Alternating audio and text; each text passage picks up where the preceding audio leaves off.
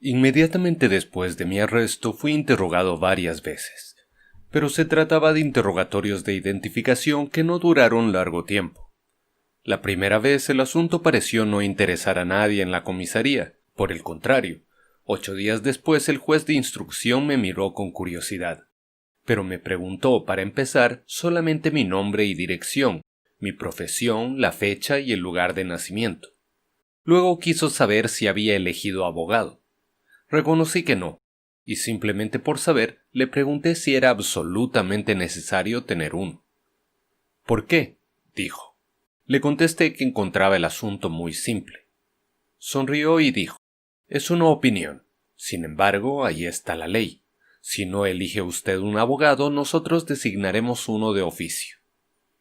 Me pareció muy cómodo que la justicia se encargara de esos detalles. Se lo dije. Estuvo de acuerdo y llegó a la conclusión de que la ley estaba bien hecha. Al principio no le tomé en serio. Me recibió en una habitación cubierta de cortinajes. Sobre el escritorio había una sola lámpara que iluminaba el sillón donde me hizo sentar mientras él quedaba en la oscuridad. Había leído una descripción semejante en los libros y todo me pareció un juego. Después de nuestra conversación, por el contrario, le miré y vi un hombre de rasgos finos, ojos azules hundidos, muy alto, con largos bigotes grises y abundantes cabellos casi blancos. Me pareció muy razonable y simpático en resumen, a pesar de algunos tics nerviosos que le estiraban la boca. Cuando salí, hasta iba a tenderle la mano, pero recordé a tiempo que había matado a un hombre. Al día siguiente, un abogado vino a verme a la prisión. Era bajito y grueso, bastante joven, con los cabellos cuidadosamente alisados. A pesar del calor, yo estaba en mangas de camisa. Llevaba traje oscuro, cuello palomita y una extraña corbata de gruesas rayas blancas y negras. Puso sobre la cama la cartera que llevaba bajo el brazo. Se presentó y me dijo que había estudiado el expediente. El asunto era delicado, pero no dudaba del éxito si le tenía confianza. Le agradecí y me dijo: vamos al grano. Se sentó en la cama y me explicó que habían tomado informes sobre mi vida privada. Se había sabido que mi madre había muerto recientemente en el asilo. Se había hecho entonces una investigación en Marengo. Los instructores se habían enterado de que yo había dado pruebas de insensibilidad el día del entierro de mamá. Usted comprenderá, me dijo el abogado.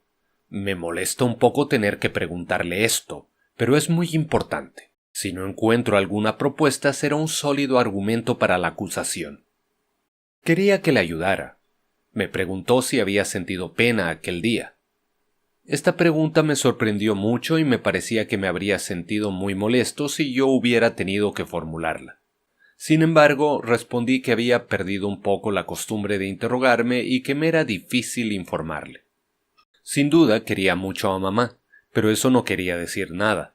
Todos los seres normales habían deseado más o menos la muerte de aquellos a quienes amaban. Aquí el abogado me interrumpió y pareció muy agitado. Me hizo prometer que no diría tal cosa en la audiencia ni ante el juez instructor. Le expliqué que tenía una naturaleza tal que las necesidades físicas alteraban a menudo mis sentimientos. El día del entierro de mamá estaba muy cansado y tenía sueño, de manera que no me di cuenta de lo que pasaba. Lo que podía afirmar con seguridad es que hubiera preferido que mamá no hubiese muerto. Pero el abogado no pareció conforme. Me dijo: eso no es bastante. Reflexionó. Me preguntó si podía decir que aquel día había dominado mis sentimientos naturales. Le dije: no, porque es falso. Me miró en forma extraña, como si le inspirase un poco de repugnancia. Me dijo casi malignamente que en cualquier caso el director y el personal del asilo serían oídos como testigos y que podía resultarme una muy mala jugada. Le hice notar que esa historia no tenía relación con mi asunto, pero se limitó a responderme que era evidente que nunca había estado en relaciones con la justicia. Se fue con aire enfadado. Hubiese querido retenerle, explicarle que deseaba su simpatía, no para ser defendido mejor, sino, si puedo decirlo, naturalmente. Me daba cuenta sobre todo de que lo ponía en una situación incómoda. No me comprendía y estaba un poco resentido conmigo. Sentía deseos de asegurarle que yo era como todo el mundo, absolutamente como todo el mundo. Pero todo esto en el fondo no tenía una gran utilidad y renuncié por pereza. Poco después me condujeron nuevamente ante el juez de instrucción. Eran las 2 de la tarde y esta vez el escritorio estaba lleno de luz apenas tamizada por una cortina de gasa. Hacía mucho calor. Me hizo sentar y con suma cortesía me declaró que, por un contratiempo, mi abogado no había podido venir, pero tenía derecho de no contestar a sus preguntas y de esperar a que el abogado pudiese asistirme. Dije que podía contestárselo. Apretó con el dedo un botón sobre la mesa. Un joven escribiente vino a colocarse casi a mis espaldas. Nos acomodamos ambos en los sillones. Comenzó el interrogatorio. Me dijo en primer término que se me describía como un carácter taciturno y reservado y quiso saber cuál era mi opinión. Respondí: nunca tengo gran cosa que decir, por eso me callo. Sonrió como la primera vez. Estuvo de acuerdo en que era la mejor de las razones y agregó: por otra parte, esto no tiene importancia alguna. Se calló, me miró y se irguió bruscamente, diciéndome con rapidez: quien me interesa es usted.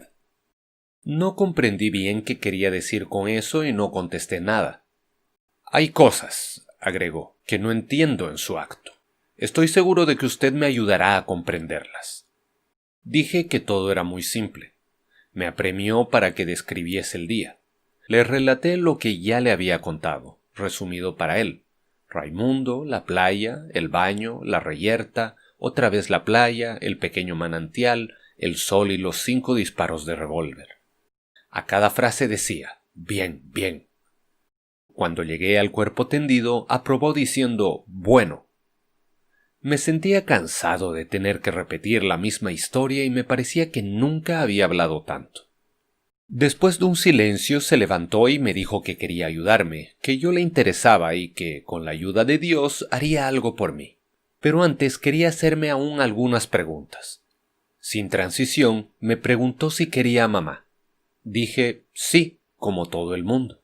Y el escribiente, que hasta aquí escribía con regularidad en la máquina, debió de equivocarse de tecla, pues quedó confundido y tuvo que volver atrás. Siempre sin lógica aparente, el juez me preguntó entonces si había disparado los 5 tiros de revólver uno tras otro. Reflexioné y precisé que había disparado primero una sola vez y, después de algunos segundos, los otros 4 disparos. ¿Por qué esperó usted entre el primero y el segundo disparo?, dijo entonces. De nuevo revivió en mí la playa roja y sentí en la frente el ardor del sol. Pero esta vez no contesté nada. Durante todo el silencio que siguió, el juez pareció agitarse. Se sentó, se revolvió el pelo con las manos, apoyó los codos en el escritorio y con una extraña expresión se inclinó hacia mí. ¿Por qué? ¿Por qué disparó usted contra un cuerpo caído? Tampoco a esto supe responder. El juez se pasó las manos por la frente y repitió la pregunta con voz un poco alterada. ¿Por qué? Es preciso que usted me lo diga. ¿Por qué? Yo seguía callado. Bruscamente se levantó, se dirigió a grandes pasos hacia un extremo del despacho y abrió el cajón de un archivo. Extrajo de él un crucifijo de plata que blandió volviendo hacia mí, y con voz enteramente cambiada, casi trémula, gritó: ¿Conoce usted a este? Dije: sí, naturalmente. Entonces me dijo muy deprisa y de un modo apasionado que él creía en Dios y que estaba convencido de que ningún hombre era tan culpable como para que Dios no lo perdonase, pero que para eso era necesario que el hombre, por su arrepentimiento, se volviese como un niño cuya alma está vacía y dispuesta a aceptarlo todo. Se había inclinado con todo el cuerpo sobre la mesa, agitaba el crucifijo casi sobre mí. A decir verdad, yo había seguido muy mal su razonamiento, ante todo porque tenía calor, porque unos moscardones se posaban en mi cara y también porque me atemorizaba un poco. Me daba cuenta al mismo tiempo de que era ridículo porque yo era el criminal después de todo. Sin embargo, continuó. Comprendí más o menos que en su opinión no había más que un punto oscuro en mi confesión. Era el hecho de haber esperado para tirar el segundo disparo de revólver. El resto estaba muy bien, pero él no comprendía por qué había esperado. Iba a decirle que hacía mal en obstinarse, El último punto no tenía tanta importancia, pero me interrumpió y me exhortó por última vez, irguiéndose entero y preguntándome si creía en Dios. Contesté que no. Se sentó indignado. Me dijo que era imposible, que todos los hombres creían en Dios, aun aquellos que le volvían la espalda. Tal era su convicción, y si alguna vez llegara a dudar, la vida no tendría sentido. ¿Quiere usted, exclamó, que mi vida carezca de sentido? Según mi opinión, aquello no me concernía y se lo dije. Entonces me puso el Cristo bajo los ojos por sobre la mesa y gritó en forma irrazonable: «Yo soy cristiano. Pido a éste el perdón de tus pecados. ¿Cómo puedes no creer que ha sufrido por ti?» Me di perfecta cuenta de que me tuteaba, pero también estaba harto. Cada vez hacía más y más calor. Como siempre que siento deseos de librarme de alguien a quien apenas escucho, puse cara de aprobación.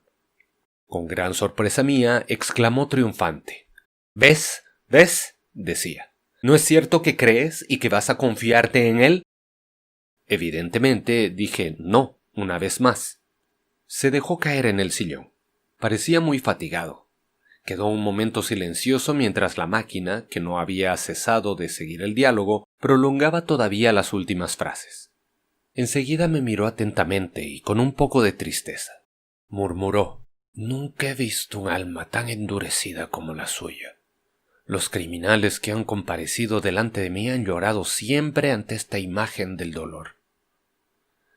Iba a responder que eso sucedía justamente porque se trataba de criminales, pero pensé que yo también era criminal. Era una idea a la que no podía acostumbrarme. Entonces el juez se levantó como si quisiera indicarme que el interrogatorio había terminado. Se limitó a preguntarme, con el mismo aspecto de cansancio, si lamentaba el acto que había cometido. Reflexioné y dije que, más que pena verdadera, sentía cierto aburrimiento. Tuve la impresión de que no me comprendía, pero aquel día las cosas no fueron más lejos. Después de esto, volví a ver a menudo al juez de instrucción, pero cada vez estaba acompañado por mi abogado.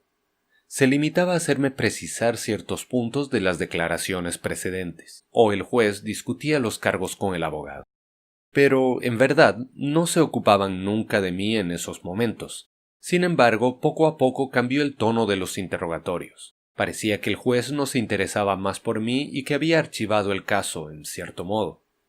No me habló más de Dios y no lo volví a ver más con la excitación del primer día. Las entrevistas se hicieron más cordiales. Algunas preguntas, un poco de conversación con el abogado y los interrogatorios concluían. El asunto seguía su curso, según la propia expresión del juez. Algunas veces también, cuando la conversación era de orden general, me mezclaban en ella. Comenzaba a respirar. Nadie en esos momentos se mostraba malo conmigo. Todo era tan natural, tan bien arreglado y tan sobriamente representado que tenía la ridícula impresión de formar parte de la familia. Y al cabo de los 11 meses que duró la instrucción, puedo decir que estaba casi asombrado de que mis únicos regocijos hubiesen sido los raros momentos en los que el juez me acompañaba hasta la puerta del despacho, palmeándome el hombro y diciéndome con aire cordial: «Basta por hoy, señor Anticristo». Entonces me ponían nuevamente en manos de los gendarmes.